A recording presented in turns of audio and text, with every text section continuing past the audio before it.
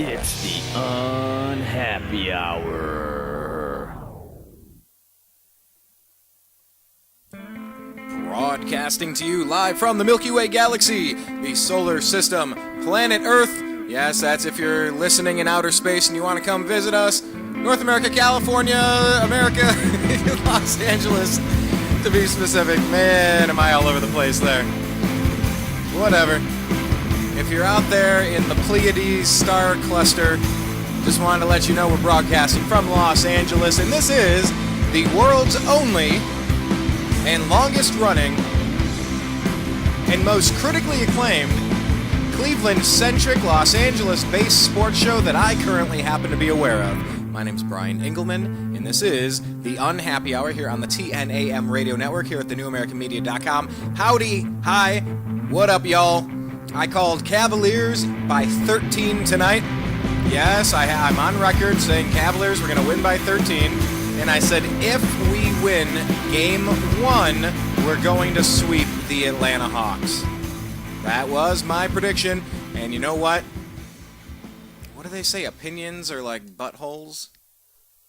Everybody has one, and usually they stink. Something like that. I tried cleaning that up from the sailor version to, everybody has an opinion, but that was my opinion. I was guessing, and that was my educated guess, that the Cleveland Cavaliers were going to win. They were going to win convincingly. And if we win Game 1, it's over. We're going to sweep them at home, and we're going to take the second game because all the pressure is going to be on the Atlanta Hawks. And I'll tell you what, I'm not backing away from that. But what I will do is I want to encourage you real quick. We're going to bring an former NBA scout, current NBA consultant, Zak Baris, who is a lifelong Cleveland sports fan and current NBA consultant to the show. A couple of things. I want you to start commenting on the programs. We got a few people. Greg, yep, what up, man? You're out there, you're commenting. Corey, you're out there, you're commenting. Appreciate that. Do that. It's over at youtube.com/thenewamericanmedia. That's where all of our shows are at, and that's a great way to continue the conversation because, things are going to happen between now and Game 2, and we want to continue that chat. So youtube.com/thenewamericanmedia. Click subscribe. Check out some of our previous sports shows, and also check out some of our political shows and our interviews and our music interviews when we went to the NAM convention, blah, blah, blah, blah, blah, a whole bunch of stuff. But also check out thenewamericanmedia.com. On the right-hand side, 3 things. TNAM Radio, that's where you click play to listen live. When do we play our shows live? Well, we send that out on Twitter and Facebook, which is just underneath the TNAM Radio link. It's Twitter and Facebook. So on Twitter, we're at American_media_. Link up with us and tag us at American_media_, and we'll continue the conversations there. And on Facebook, you could do a search for The New American Media with spaces in between and like the page. So let's get Zach into the show and talk some Cleveland Cavaliers. That sound all right? Sounds all right with me.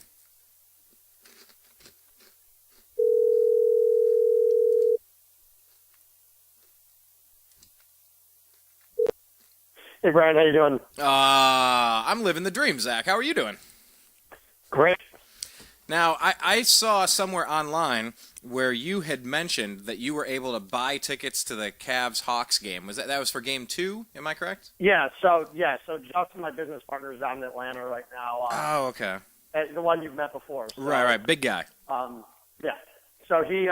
So it was funny. So yesterday we're working out of the downtown office yesterday, and I get a little notification. Hawks failed to sell out the playoff game, and I look at him and I go, he's going to, he was leaving for Atlanta today with one of our other business partners, and he goes, seriously? He goes, is there anything decent left? And I go, yeah, there's 15 rows behind the basket left. Oh, for, man. For face value. Granted, there were $2.69 a piece, but still, there's no taxes or there's no fees.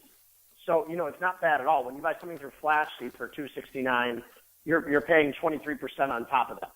Oh, okay. Yeah, they got to make their cut. Right.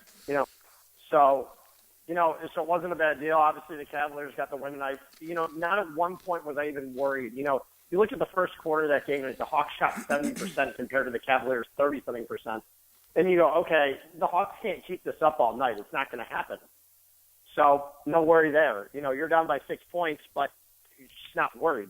You got it. You took it to a tie game in a halftime. Tristan Thompson, wow, is that guy earning every single penny Tristan Thompson, it's so interesting because we're looking. Obviously, I want to. Before we leave the show, we got to cover what's going on in the NBA draft with the Lakers getting the number 2 pick, the Timberwolves getting the first one.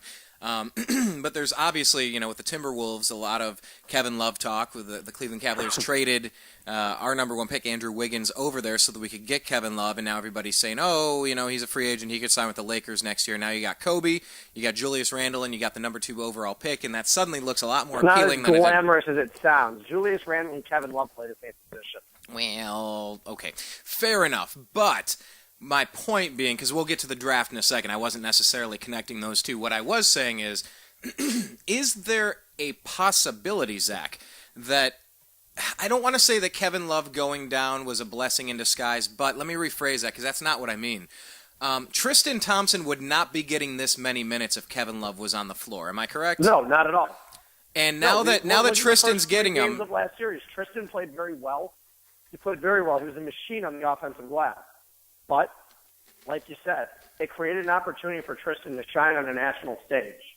This is exactly what he's doing, and he hasn't had a bad game in the playoffs. The best part about Tristan is his efficiency. He barely takes any shots, and when he does, he takes high percentage shots.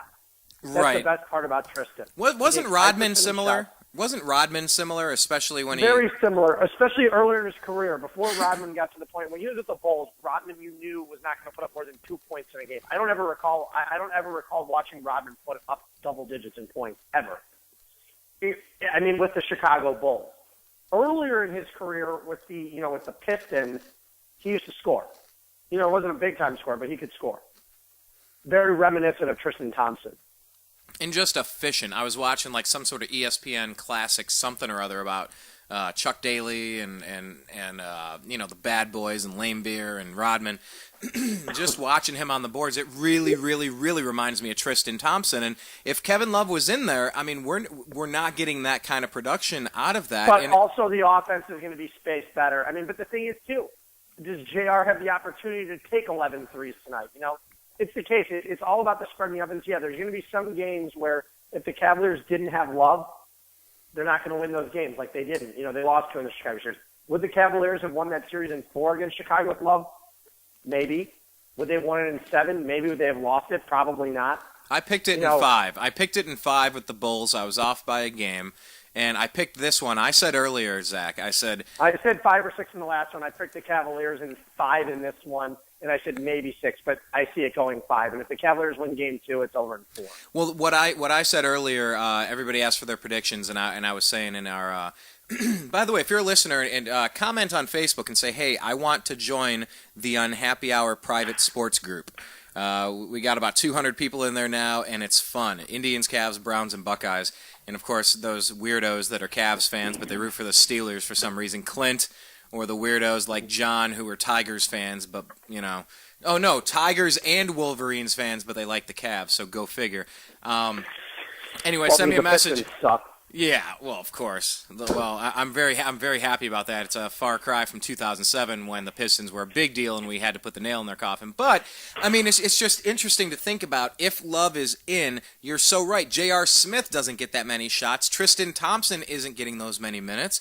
And I just wonder, I'm watching this. I think where Love would have really helped would have been at the end of the game when the Cavaliers went to that ISO ball with LeBron down the stretch, just draining the shot clock. As a shooter, drawing the big guy out.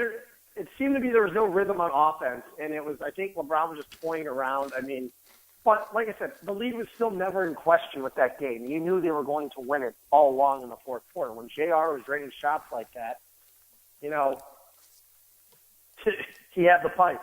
Talk about J.R. Smith for a second. Like all the commentators were saying is that, J.R. Smith is a guy that's always been able to hit the trick shot, the really difficult shot. This is something I always say. You have to look at teams, and you have to especially look in the playoff games. With J.R. Smith, he's able to drain anything, and that's the best part. The Cavaliers tonight put up 28 bench points. J.R. Smith had all 28 of them. That's incredible. That is incredible. So JR can do it all. And this is the thing that I try to tell people. When the Cavaliers are fully healthy, you look at the Hawks, you look at the Cavs, this is not a regular season basketball game. It's a playoff game. What you need is guys who can take over a game and be an elite scorer. The Atlanta Hawks this year had one 30-point game by a player this season. It was by Paul Millsap. One, and it was in November. That is incredible Okay. stat. Say that one more time so everybody absorbs that. The Atlanta Hawks had one player score over 30 points in a game this season. It was in one game by Paul Millsap back in November. Okay, that is astonishing. Okay. Which is why the Atlanta Hawks have failed to put away any of their opponents in the playoffs. Failed to put away any of them. Because there's no go-to guy in the stretch. Which is the issue, yes. The problem is Kyle Korver was absent. Kyle Korver is a good three-point shooter, but he doesn't create his own shot. J.R. Smith, on the other hand, creates his own shots. He's a better defender than Korver. He's a better player than Korver. We've seen that. J.R. Smith on the Cavaliers, not the Knicks, but J.R. Smith of the Cavaliers is a better player than Kyle Korver is on the Atlanta Hawks. We saw that tonight. I mean, Shumpert, by the way, deserves a ton of credit too. He's fantastic tonight on the defensive end. He might not be giving the post-game interview, and the highlights might not be of Shumpert, but like you said, he locked him down on defense. How did that change what the Hawks were able to do offensively because of Shumpert's defensive play? They were inept from the three-point line. You know, usually Korver helps space the floor, and when he's open draining threes, I mean, they're tough to beat, but he hasn't been the entire posting. That's why they went to 6 games with Brooklyn. They went to 6 games with an unhealthy Washington squad, who I think, given that time to get healthy, I think Washington, I still think the Cavaliers would beat the Wizards. I'm not worried about them. But the Cavaliers would have been, I think it would have been a much better series, though, against Washington. I think with John Wall's ability to take over, but the thing is he's not fully healthy. You know, and just Paul Pierce, just the rivalry between the Cavaliers and the Wizards is one. 2, you've got Pierce and LeBron, which is still something. Pierce hitting those game-winning shots. John Wall on Kyrie Irving, Bradley Beal. It's just the whole Cavs-Washington rivalry. It's the whole LeBron thing. It's, you know, Soulja Boy and Jay-Z all over again. And, man, that's right. And you know, wait. Refresh our memory on that one for a second for the people that don't remember that.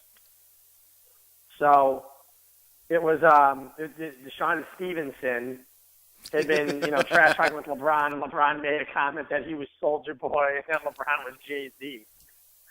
So that got wacky for a while. I remember it was a couple years in a row, maybe a few years in a row. We just kept running into the Stevenson brought Wizards. Soulja Boy to a game, and then Jay-Z, you know, LeBron brought Jay-Z to a Cavs game. Oh, that's wacky. No, but getting back to the game tonight, because I don't have a ton of time because I want to go to sleep soon. But you know, tonight's game, I have to say you know, JR showed what he can do with LeBron on the bench. You know, and the thing is, I mean, this is a team you would have never known at certain points tonight that they were absent from Kyrie Irving and LeBron James at one point in the ballgame. This is bigger than just the big 3 or the big 2. Lead. This is what I try to tell people. The Cavaliers have the ability to blow you away off the floor without their superstars in the game. When their role players are on, and I'm talking Shumpert, Smith, Tristan, Mozgov, and Dellavedova, the Cavaliers have 5 big-time role players. You've had James Jones on occasion knock in 12 or 10 or 15 important points, too. Even James Jones is in there, too, but I'm talking the ones who get serious minutes. Right, the Cavaliers played with an 8-man rotation. Like, they've really been sticking with this 8-man. And throughout the playoffs. I mean, really lately they've been playing it. And I have to say, when those role players are on, the Cavaliers are almost impossible to beat. I mean, we saw games where LeBron James went 10 for 30, shot 33% from the field. Had worse games than that, where Kyrie Irving could barely play. You know, and Dellavedova didn't hit a shot tonight. He was still very good on the defensive end. And, you know, at one point, I was talking to one of my friends who was watching the game with, and I go, guess who has the highest plus-minus in the game? This is in the middle of the third quarter. He goes, and I go, Dellavedova at +8. He goes, what? And I go, what? He's like, you got to be kidding me. Wow, Delly at the time, just because of the defense and, you know, yeah, maybe a little before luck. JR went off, Delly had the highest plus-minus in the game at +8. Interesting. And you look at it, and you have to say, Tristan Thompson. You know, the one thing that I don't worry about Thompson having a bad night is because he doesn't take any jump shots. You know, all of his shots are by the hoops. I mean, they're all by the hoop. You know, they're all putbacks, it seems like. Another Dellavedova pick-and-roll alley-oop. We've seen that like every game, it feels like. Yeah, I mean, and you know he's going to get the boards. And one of the reasons why I wasn't concerned, the Cavaliers out-rebounded the Hawks by a ton tonight, especially on the offensive glass, too. If I had the numbers in front of me, I'd go over them, but I don't even need them. And I mean, the game got close at the end, Zach. But I mean, this really was an it got 18-point. close, but it's like game 5 in Cleveland when the Cavaliers let Chicago climb back into it for 6. You knew the lead was never in doubt. As scary as that happened, as scary as it was, you saw LeBron take it to the hole in the next lane. Kyle Korver literally jumped out of the way. That dunk, that was reminiscent of like a Pistons dunk. If you could find the vine, Kyle Korver on that dunk literally ran out of the way. He didn't even contest it. Didn't try to take a flop. Didn't try to take a charge. Just let it happen. What does that say about them? As a It consultant, says they're weak. And by the way, and I have to say this is the worst part of the game. When the Hawks lost Damari Carroll is a guy, I think, in his late 20s, and this is the guy who's due, basically, for a big-time deal. He's been an incredible defensive player this season. He's been their best offensive player in the postseason. The Hawks really are in trouble if he's out for a long period of time. And we're still waiting to see. I hope he's okay. That's all I care about. Yeah, I don't want to see bad injuries. I don't. There were times during the Bulls series when someone went down, and like I said, I'm like, oh, yeah. I'm like, yeah, good. And I'm like, you know what? I don't ever cheer on injuries. It was an intense series between Chicago, especially with Boston. I will say this, though. I honestly did not care. When Jay Crowder went down for Boston, I did not care. I was not upset. I didn't care. I didn't say, oh, too bad for him. Well, I'll tell you what. Kevin Love's a bigger man than me because I can't really forgive Kelly Olynyk for what he did. But I didn't shed a tear when anyone in Boston got hurt. I just didn't. It was some dirty stuff they were doing. And you know what? To the Cavs' credit, they have shown way more heart and resiliency and fight and scrappiness now because they've had to. And I think it's even more impressive. I think it's brought the team together. I think they're playing. I think it has too. I mean, like I said, this is a team that's not at full strength. Like I said, you're still Don Anderson Varejao, whether people want to say it or not. When he's healthy, he's an excellent player. Hell yeah, that would be a 10-man rotation if Varejao and Love are still in there. They'd shorten up they'd tighten up the rotation. Yeah, definitely tighten. Maybe. You see Mozgov getting more limited minutes. It just would be all of them would be playing shorter minutes. But I don't know if you'd necessarily be seeing a 10-man rotation. Okay. Because it's the playoffs. It'd be probably more like 9. But just getting back to it, though, the Cavaliers, though, like I said, they're an 8-man team right now. You don't really have anyone else besides the 7, And, James Jones for his 5 minutes a game, 10 minutes a game, where he can spark something. They really have 7 guys for the most part. Well, you it's mentioned... very tough, but... Yeah. But the Cavaliers still have, like I said, the best player in the world. We do. We saw that tonight with LeBron. We saw that tonight with J.R. Smith being incredible as he was. I mean, it was honestly, it was one of those things. It was like watching a basketball game at Venice Beach. In what way? Or New York City, when the guy just takes off and doesn't miss, and it's just everybody on the street going, oh, Oh, especially the play that LeBron had, dunking in the last couple minutes of the game. I mean, just from half court, you make a quick move and everybody just runs out of the way. Talk about LeBron's performance for a second, because like you said, our entire bench points today came from J.R. Smith's 28 LeBron points. Had over 30 again tonight, and he carried the load. 31 with 8 rebounds, 6 assists. Talk about his performance, because it's almost like we want to talk JR. It was him and JR tonight, and that was the thing. That's what it took to get it done. I guarantee in Game 2 it's going to be something different. It is. It's been something different every single night. I don't think LeBron's challenged so much in the series. I really don't. I don't think he's going to have issues with the others. He's not going against Jimmy Butler. Jimmy Butler was tough. Yeah, he's not going against Jimmy. He just isn't. There aren't that many Jimmy Butlers. In the next series, LeBron might have to be. Draymond Green might be on LeBron the next one. Depending on how the matchup gets situated.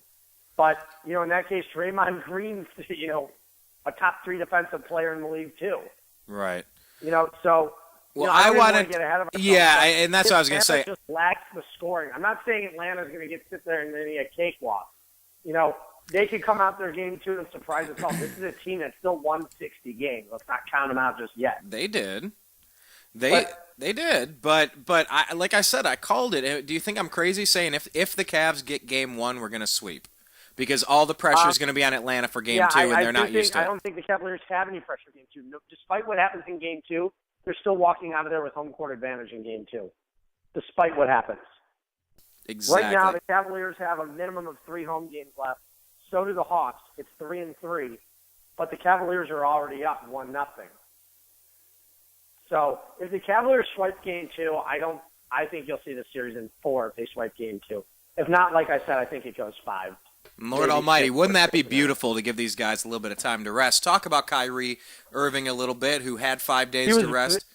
He was very ineffective tonight defensively. In the first quarter, he was hitting his shots offensively, but it wasn't making up for his awful defense. I was sitting there saying, yeah, he's putting up points, but you can't leave him in the game. He's getting, for every point he's scoring, he's giving up a point, if not 2 points. Well, the least amount of minutes that we played. I'm sorry, I was just saying the least amount of minutes that we played, Mozgov only had 24 and Irving had 27, Tristan with 42. So, I mean, Kyrie... He's going to keep playing 42 minutes tonight because he's so dominant on the offensive glass and the defensive glass.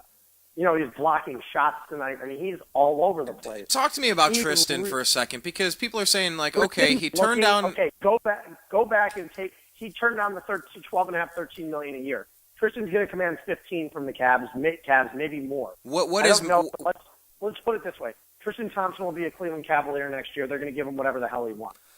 But okay, he's a guy. If you want to win a title, the Cavaliers need Tristan Thompson. He's no longer that 8th man on a great team. Tristan Thompson's a starter on a team that's probably going to the NBA Finals. Think about that for a second. Don't forget, you look back at this draft now when the Cavaliers selected Thompson number 4 overall, okay, over the likes of Jonas Valanciunas, over the likes of Kawhi Leonard, over Klay Thompson. Not looking so bad. At this point, Tristan has really kind of turned it up in the playoffs. Like who would you rather have right now? Would you rather have Thompson or would you rather have Valanciunas? I'd take Thompson. That was the biggest one. You know, granted, if I could have Kawhi Leonard, I would love to have Kawhi Leonard, but Thompson has been so valuable for this team. It's exactly what they needed. You know, Tristan didn't show much his first few years because, like I said, he's not that piece that's going to be able to put up 20 on any given night. He's not a scorer. He's so efficient, though, because he doesn't take bad shots. He's able to get to the line still when he shoots. He's not a horrible free throw shooter. He shoots 65%. He's not DeAndre Jordan bad, shooting 40%. And the fact that he's such a dominant rebounder and he's so good on he's a good shot blocker. Ever since they've gotten Timothy Mozgov, Thompson's been able to slide back over to the 4. And also when they play that small ball lineup, they're extremely quick. You know, when Thompson plays at the center position. So you know, when you've got Kyrie or Delian at the 1, you've got JR at the 2, Shumpert at the 3, LeBron at the 4, Thompson at the 5. You know, they're able to do so much.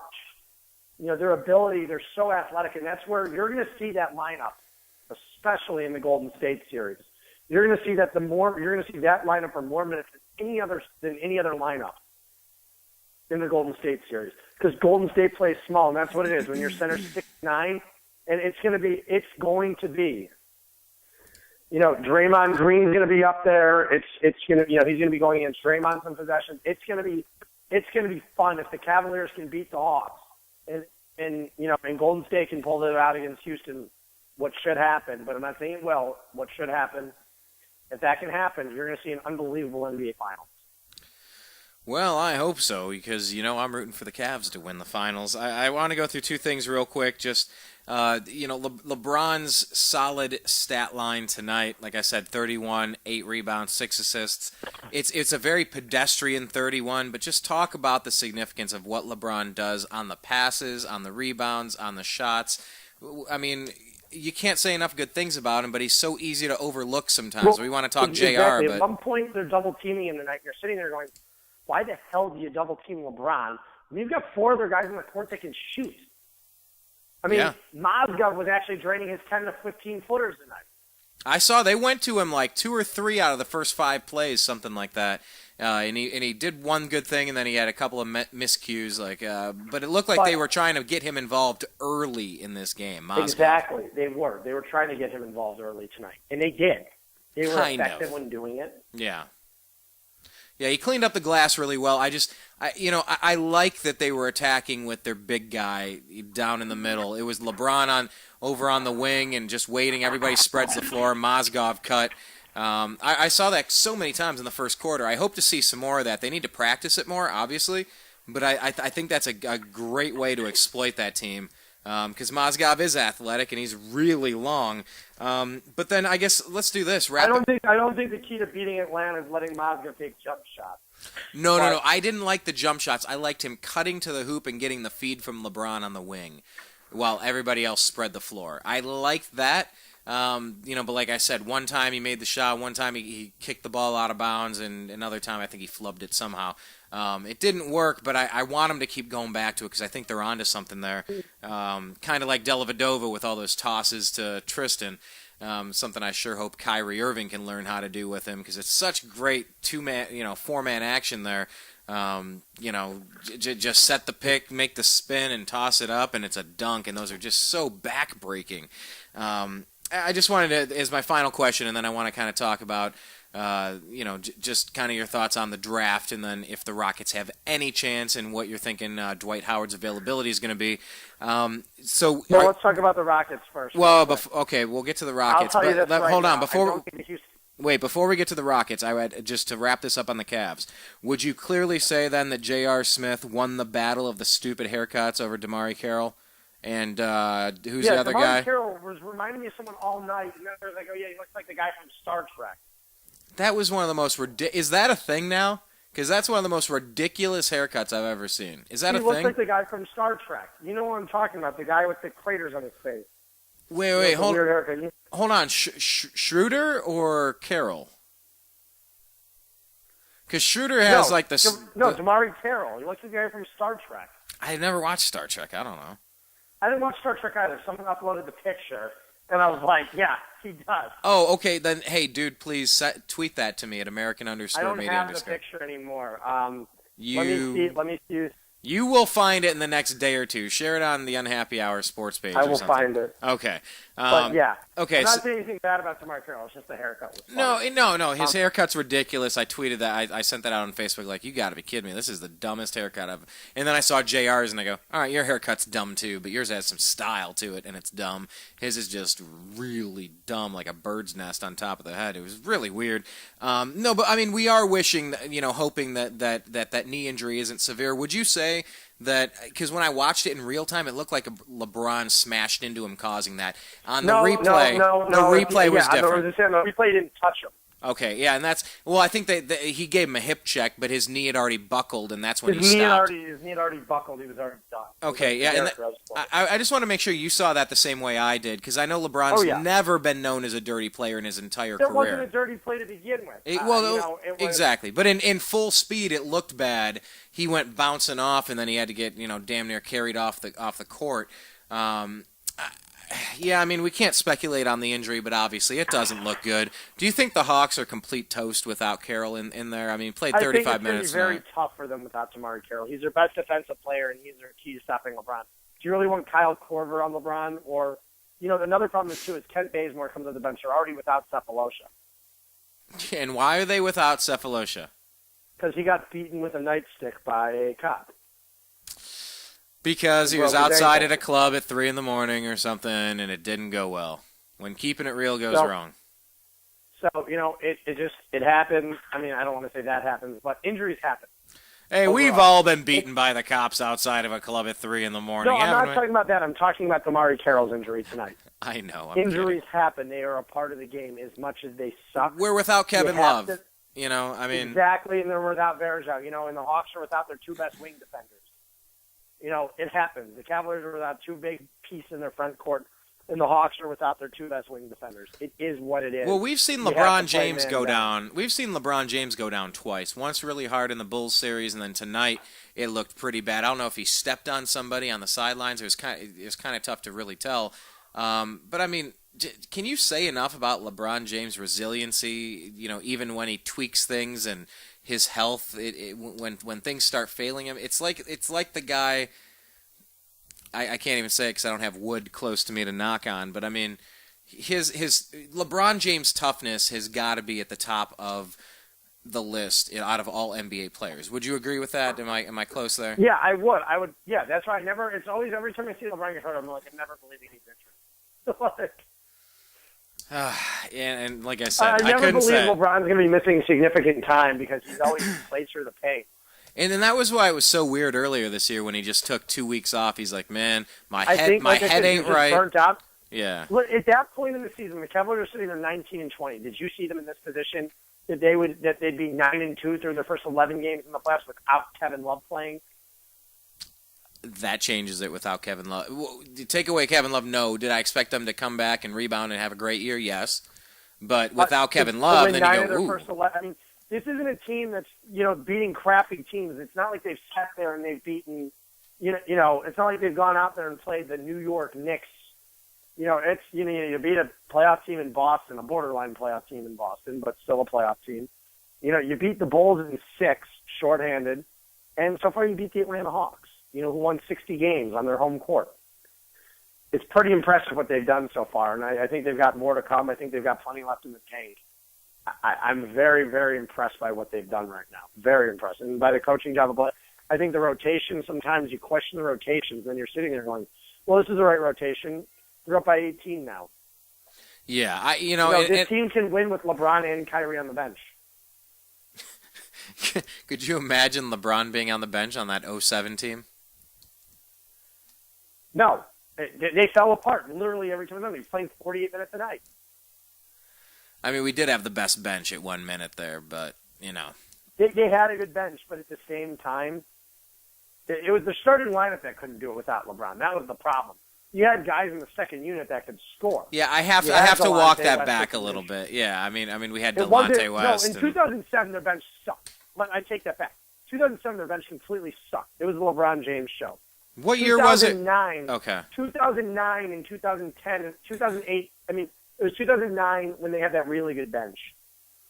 And then LeBron's last season, 2010, they had that really good bench too. They were loaded with talent. Yeah, LeBron would come out, and then we would outscore the other team. They were loaded with a bunch of complementary role players. They didn't have a second guy who can score. But we're proving this season, though. If you would have put J.R. Smith on that 2009 team, they probably would have won it all. Yeah, oh man, J.R. These are J.R. different Smooth. kind of role players. These guys can shut you down defensively, and they can all score offensively. That's the difference with this team. J.R. Swish. Yeah, it's very interesting. We've seen Shumpert shine, Tristan shine, J.R. shine, Deli shine, Mozgov shine. I think Mozgov is kind of due for one. I think they tried to get him early. Mozgov will have his game or two. I think it'll be next game they're going to get Mozgov. I think they're really going to attack that. I want to win this series, and I want to win this series. I really, really want to win Game 2 of this series. I'm not going to be going crazy Game 2. And the funny thing is, the intensity level of myself tonight just wasn't there. I was very into the game, but nothing like the Chicago series, just because the intensity of the rivalry between the two cities, everything about it. That was payback for Michael Jordan. Let's just face it. Also the difference between Bulls fans. I've never met a Hawks fan, ever. Have you seen the meme that we've been showing out? That's Brian Williams from NBC, and it's that meme because he's exaggerating and lying, and it says, I've always been a lifelong Hawks fan. It's just perfect. Kudos to Greg for making that one. That was very nice. I had tweeted that last week, and Greg was like, he tweeted back at me. He's like, you know what? He's like, that's true. I've never seen Atlanta Hawks. And they had the seats available, and you got them for your business partner, which is hilarious. Like I said, I don't ever recall, ever in my life, seeing someone wearing Hawks gear. And it's weird because, the Atlanta Braves knocked out the Cleveland Indians in, 95. But don't forget, if you're talking about revenge, the Cavaliers already beat the Hawks in the playoffs back, in that 2009 season. They beat them in 4. Yeah, I guess when they swept the first 2 rounds of the playoffs, the Hawks were I believe the Hawks they beat in the first or second round 4-0. They whipped them right in the second round of the playoffs. They whipped them right out of the playoffs. So, well, remember, Zach, you and I for a while talked about the Atlanta Hawks as the poster child for the team that can't be bad enough to get a good player or good enough to make a serious title run. They were the team that was always in purgatory. Purgatory, exactly. And then, they strung together 4 ulcers, but it's Kyle Korver. See, Kyle Korver has not played like himself. I don't know what it is. Maybe he's tired. Maybe teams have figured him out. I mean, the Cavaliers were certainly defending him pretty hard tonight to the point where, he drained 1 I don't even know if he had a 3. He had that one shot at the beginning of the game. You're like, oh, crap, Korver's playing well. If he plays well, it's going to be a really tough game to win. Korver knocked in 2 of them, 2 of 4. Down right away, so. He was 2 of 4, Korver was, from three-point land. He was, but 9 it was points. not a good game. He's normally taking more shots than it. He didn't take anything inside. He wasn't good. He just wasn't good. He was very ineffective all night. Yeah, he was very... he didn't change the pace of the game in a positive way. Let's put it that way. No, I was surprised when he hit a shot. I went, "Oh, this guy's on their team." I forgot about him. Like it had been that long since I'd seen anything. He was there on the offensive possession tonight. It was all about Paul Millsap or Al Horford, right? And Damari Carroll. When Damari Carroll went down, Kent Bazemore is a good player, but Kent Bazemore doesn't play 30. He can't play 35, 40 minutes a night consistently. And then they don't, like I said, normally you had Sefolosha on your bench to sit there and relieve, and go after LeBron. You had, Damari Carroll. Like I said, I hope he's okay. I'd like to see. I doubt he plays game 2, but I'd like to see him play again in the series. Yeah, and obviously, I'm somebody who's torn an ACL, and when I saw it happen and I saw the way he was carried off, I mean that's what my thought process went to. Like I said, I also want to make sure. It's what everybody goes to nowadays. It has to. Yeah, because we've seen so many gruesome injuries. But like I said, I hope we're wrong. I hope he's okay. Yeah, I'll agree with that. I don't want to see anyone get hurt. I just don't. No, I don't want to see it at all. But something the Lakers didn't want to see. Let's shift gears here as we wrap this up. Talk about the NBA draft real quick because that's coming up quick. I know one of our hardcore fans, Corey. Real quick, and then tomorrow I'll talk about the Golden State series or whenever. I'm so tired, so I'll talk about the draft real quick. Okay. And I shut up. The draft right now, the Minnesota Timberwolves land the number 1 overall pick. Of course, Phil Jackson, the Knicks got screwed.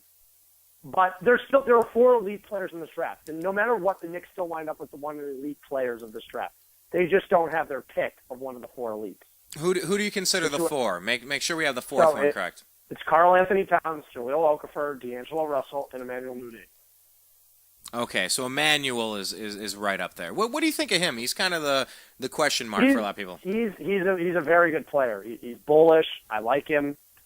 I haven't seen enough of him though. That's the problem. But from the scouting reports I've read and from the video I've watched, he's going to be a very good NBA player. But the Knicks wanted that next great center. You've got 2 great centers in this draft.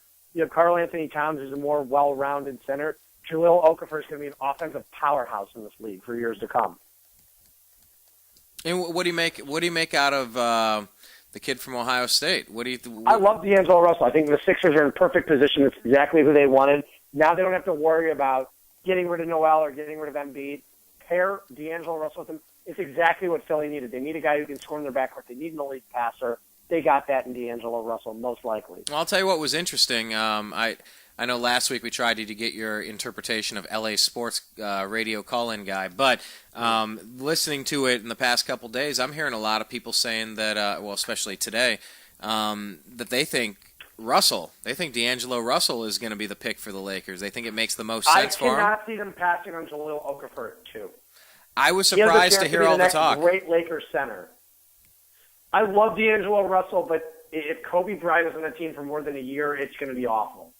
And you have the chance to have one of the best young front courts in the NBA in Julius Randle and Jahlil Okafor.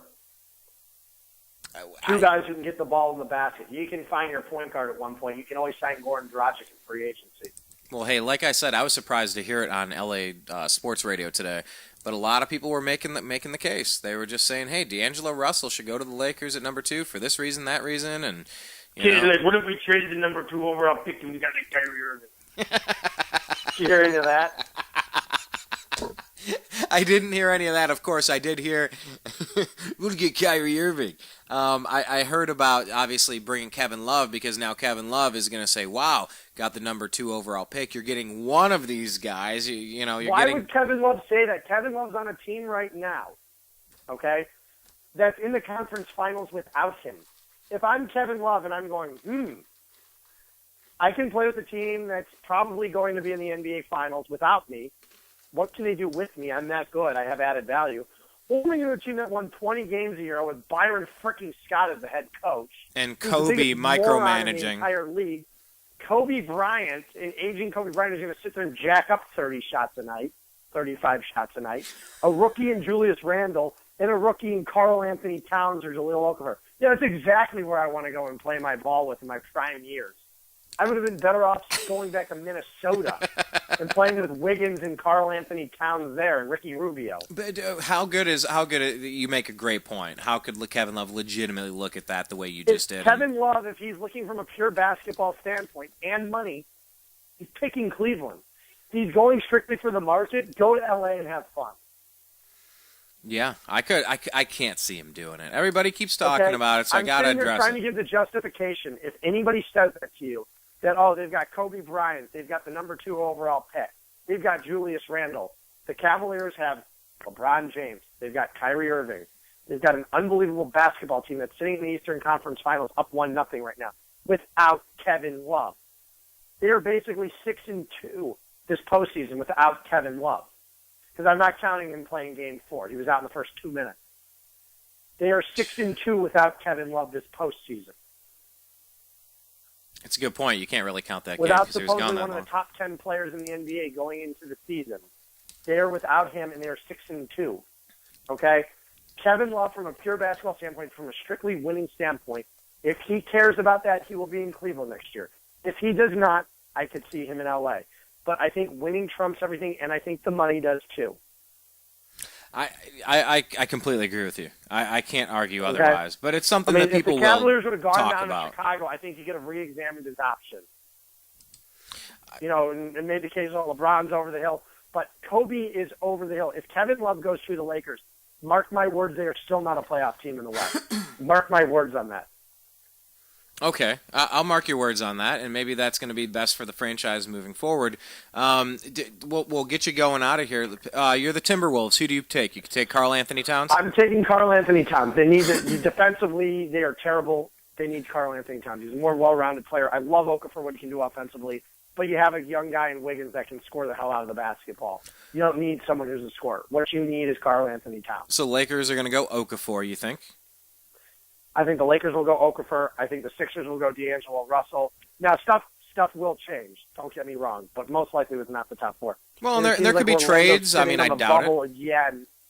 Yeah. It seems like Orlando's sitting on the bubble again and just missing out. I mean, there wasn't too much excitement at the lottery. There wasn't any team that jumped from 9 or 8, 7, 6, even 5-1. Can I tell you, what made me maybe the thing that made me the happiest? I just want to see Miami get their name on the board. Just get that over with. Yeah. Don't mess with me. I was hoping a team behind Miami would jump them, because then Miami would have had to give their pick to Philadelphia. I was hoping there was a little bit of that. The Lakers were worried they could slip and then lose their pick to the Sixers. I mean, the Lakers got really lucky. Either way, this is the thing with the Lakers.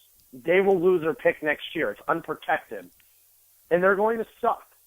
I mean, here's another thing they could do. Trade the number 2 overall pick, get an established superstar or an established all-star, go out and sign Kevin Love. You still suck. That's the thing. The Lakers better do this the right way with patience, because they are not going to beat Golden State no matter what 2 players they add next year. Because you're not getting LeBron James. You're not going to line up with one of those guys. I'm telling you it's not going to happen. So your best bet is going out there. What teams are looking to rebuild and are willing to give up a great player for the number 2 overall pick? Is it worth it? I don't think so. Sit there and rebuild, like Kobe right off into the sunset in his crappy, with the crappy Lakers. Let him retire, force him to retire after this year, and go ahead and start your rebuild, because, again, you do not have a pick in 2018. And why is that? Who did they trade and how? That was part of I don't even remember who it's – I think it's – I don't know. Hold on. I'm trying to think what trade it's from. Oh, it goes to Orlando from the Dwight Howard trade. Oh, jeez. Unprotected pick. It's top 5 protected in 18, and then it's non-protected in 19. Oh, okay. Gotcha. Well, if they can't get it together by 18, man, that Lakers ownership. It's not that easy, though. We've learned that the NBA, you cannot just sit there and build a team overnight. You need to get in there. You need to even Miami did it when they signed LeBron and Bosh. They stacked their team with picks and available cap room. The Lakers have none of that. So do you like what the Sixers are doing then with all their stockpiling and just getting tons of picks? And I do and I don't. I mean, at one point you got to start winning. I don't like what they're doing.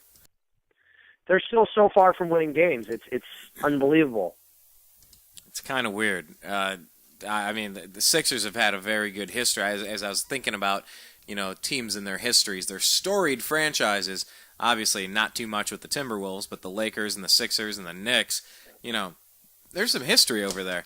All right, well, we'll talk a little bit more, like when we can maybe break this down a little further with the draft. You think the Knicks go ahead and take Moutier? I do. I think they will. Okay. Well, look, we'll do our NBA draft show. Personally, I think Phil Jackson is going to wind up trying to trade the pick. That's my guess. Down or up? No, I think he's going to trade it for a player. Oh, okay. You think he has someone in mind? Phil Jackson does not develop rookies. He's never developed rookies. He wants to get people that know what they're doing already. Yeah. When has Phil Jackson ever developed a rookie? Okay. Well, Kobe was... No, he wasn't. What about Shaq? No, nope, not a chance. Del Harris. Michael Jordan was a Bull. Right, but he wasn't the first. Right, okay. All right, Exactly. That's a good Doug point. Collins is there with Jordan. So, this is, we'll see what happens with the Knicks. I tend to think the Knicks are sitting in a spot to trade that pick. Well, okay, let's do this then. Let's give it a couple weeks to let things shake out, and then we got the draft come up. When is that? That's in June? It's June... I don't know when the draft is. Do you know off the top of your head? Coming June up 25th. June. I mean, I'll say this again. Don't forget how long the Knicks have sucked for. The Knicks have not been in the conference final since 1999. It's been a minute. It really has. Yep. The draft's a little over a month away on June 25th in Brooklyn, by the way. So, I think let's let a little bit of this shake out, Zach, and when there's going to be workouts. There's going to be one-on-ones. There's going to be, you're going to have these guys going one-on-one at Impact in Vegas. You're going to start to see this is where guys change around. And depending on who trains at Impact, I'm just saying, it seems like their guys, Terrence Ross, Deion Waiters, are always jumping way up draft boards on draft night. So once you get the training schedule, see who these guys are training with, all stuff tends to change. Yeah. But I think the top four is set. Granted, something weird should happen, but I think the top four is pretty set. Now, I do think the Knicks will make the pick and wind up trading it to someone. I don't know who. I don't know for what right now. But like I said, that's my philosophy on that one. Pick and then trade. Okay. Phil Jackson just never developed a player before. I just can't see it happening. Why would he start at this advanced age of his career? Yeah, exactly. Phil Jackson's in there to win games. Karl-Anthony's not getting any younger. No, he's not. I'm wondering at what point does Carmelo want to get out? Karl-Anthony is 31. He'll be 31 this year, or he already is 31. Okay? At what point would he want to get out? Sit there and develop guys that take 4 to 5 years to develop into their prime. Phil Jackson is going to attempt to win now. It's not going to happen. I think they're going to make some awful mistakes, but he's going to do what he did. Don't forget, he traded away Iman Shumpert, and he traded away J.R. Smith, who at that point was a cancer to the Knicks. Traded him away for absolutely nothing. He gave away Shumpert, a guy who the Knicks have been trying to dangle in trades for superstars over the last 2 years. Okay, and wound up giving him away for absolutely nothing. It's pretty incredible, man. Yeah, I unfortunately have to get to sleep. I have to be up in 5 hours. So. Yeah, I hear you, man. It's been crazy to just look at the contributions of Shumpert and Smith and just realize how, well, I don't want to say easily, but just how well they have fit in with the Cavs. It's been seamless. It's veteran leadership. It's toughness. It's clutch performance, and it's really impressive. David Griffin getting more and more props from me by the playoff game. So, Zach, yeah, I mean, thanks for joining us on this special edition because it's a Cavs playoff win. Hey, I said it before that if the Cavs win Game 1, that they're going to win the series in 4. Are you still sticking to your 5 or 6 game thing, or? I want to say 4. I do want to say 4. It's just tough right now. Okay. Maybe if the Cavs take the first 2, you could see it in 4. Well, if they do take the first 2, they'll take it in 4. I certainly hope so. I was watching the Q. What do they call it? It's the Q watch party or something. And yeah, they just replayed that LeBron dunk, and I mean that arena's half full, just people watching TV over there. The intensity is amazing. I sure hope the Cavs can bring it home this year. Hey, we'll see how it plays out, and let me just ask you on your way out the door, because the music is on its way. Rockets, are they toast, especially with Dwight Howard? They're toast. Without Patrick Beverly, they're toast.